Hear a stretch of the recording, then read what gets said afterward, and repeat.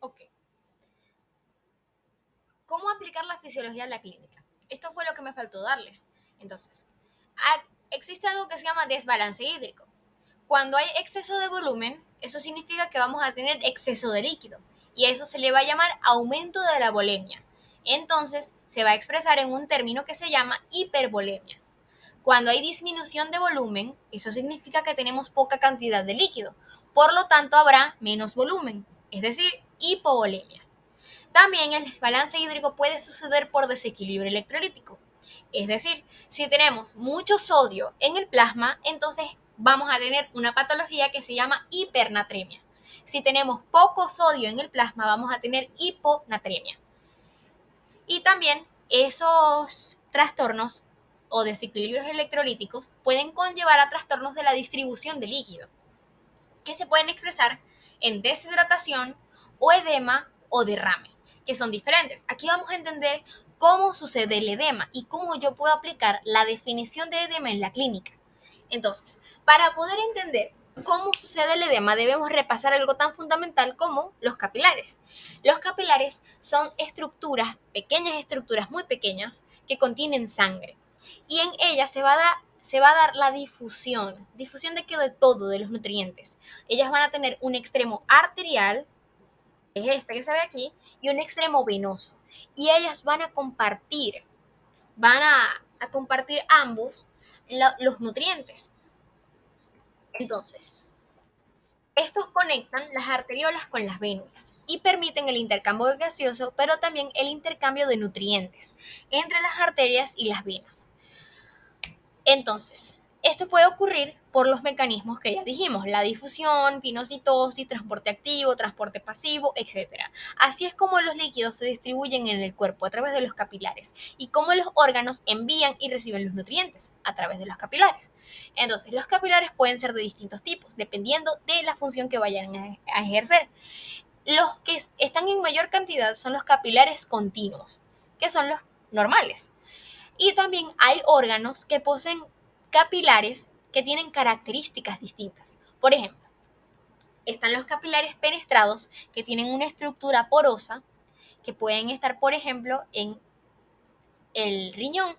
Y también capilares sinusoidales. Un ejemplo de él son los capilares que están en el hígado, porque en el hígado hay paso de proteínas, porque el hígado es el órgano que permite metabolizar todas las proteínas y literalmente todo, es el encargado del metabolismo del cuerpo, de muchas de las funciones metabólicas del cuerpo. Los capilares fenestrados son los que se utilizan para la absorción y filtración de los nutrientes, por ende están en los riñones. Sinusoidales permiten el paso de sustancias grandes de alto peso molecular como las proteínas, por lo tanto estarán en el hígado. Entonces, capilares sinusoidales, hígado. Capilares fenestrados, barrera del glomérulo renal. Y los capilares continuos están en todos los órganos del cuerpo. Ahora, hay factores que afectan la difusión. Estos pueden depender dependiendo de la naturaleza de las sustancias. Hay sustancias liposolubles que ellas van a difundir directamente a través de las membranas celulares, porque las membranas celulares tienen estructuras hechas de fosfolípidos o de colesterol. Por ende, como son sustancias liposolubles o de muy bajo peso molecular, ellas van a poder difundir las sustancias liposolubles, o también hay casos de sustancias hidrosolubles que tienen muy bajo peso molecular, como los aminoácidos, que difunden directamente sin la ayuda de canales o proteínas transportadoras. Ahora, también hay sustancias hidrosolubles que difunden a través de poros o de transportadores o de canales. Estas van a ser los electrolitos o la glucosa a través de los GLUT. Entonces, estos son los factores que pueden afectar la difusión a través de los capilares. Una vez entendiendo eso, podemos entender esto, la presión hidrostática. La presión hidrostática es la fuerza que ejerce la sangre que está confinada en los vasos sanguíneos o en las cámaras del corazón. Entonces, la sangre, ¿verdad? El movimiento de esa sangre va a ejercer una presión para que se pueda distribuir, para que pueda llegar a los capilares y pueda difundir y podamos tener una buena difusión de la sangre en nuestro cuerpo y tengamos una buena homeostasis, o literalmente tengamos homeostasis. Entonces, esa presión que ejerce la sangre contra el capilar es la presión hidrostática. La presión que ejerce la sangre para poder pasar en el capilar. Eso es la presión hidrostática, presión que ejerce la sangre que está confinando dentro del vaso sanguíneo para poder difundir a través del capilar, para que pueda difundir esos nutrientes. Si mi presión hidrostática está alterada, mi difusión de los nutrientes también estará alterada, porque podré tener una mayor presión del capilar o una menor presión del capilar. Ahora, tenemos otro término, y para este término voy a utilizar la pizarra. Conocemos de que las proteínas, ¿verdad?, tienen cargas negativas. Las proteínas suelen tener cargas negativas. Y las proteínas, nosotros habíamos visto que están más adentro de la célula que en el líquido extracelular. Por lo tanto, las proteínas, ¿verdad?, también va a haber proteínas que están confinadas en los vasos sanguíneos. Una de esas proteínas es la albúmina. Es la proteína que está en mayor cantidad en la sangre. Y la albúmina tiene mucho que ver con el mantenimiento del líquido, de la sangre dentro del vaso sanguíneo. Si yo tengo déficit de albúmina o tengo baja la albúmina, tengo hipoalbuminemia, entonces va a suceder lo siguiente. Voy a tener edema porque el líquido se empieza a filtrar afuera del vaso sanguíneo. Porque ¿qué es lo que sucede? Las proteínas mantienen la presión coloidosmótica. También se le llama presión oncótica.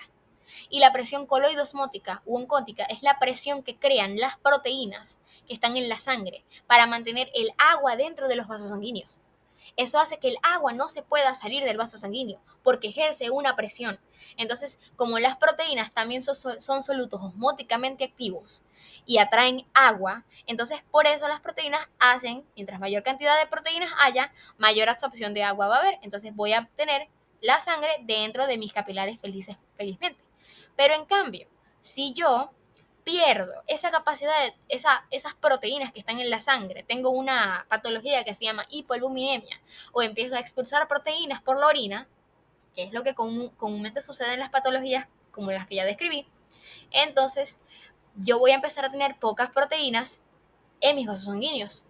Y si yo tengo pocas proteínas en mis vasos sanguíneos, no va a haber nada que me retenga el agua en los vasos sanguíneos, no va a haber esa presión que me retenga el agua dentro del vaso sanguíneo, por lo que se va a empezar a salir el agua y se va a salir a un espacio, que es el espacio intersticial o el líquido intersticial.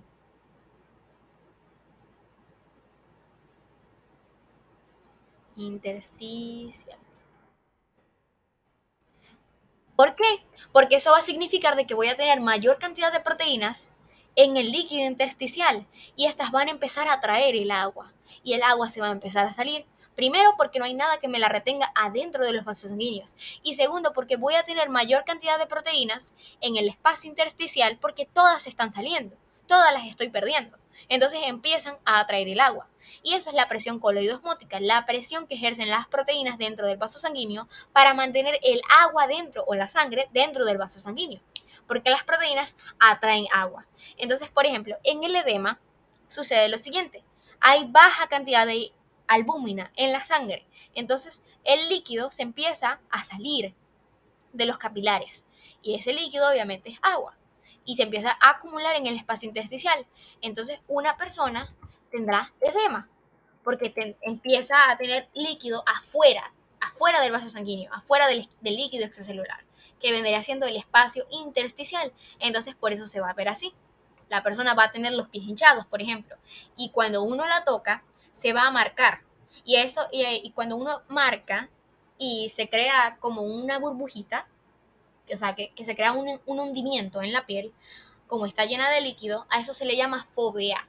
Se escribe así, fobia. No fobia, fovea o fobia.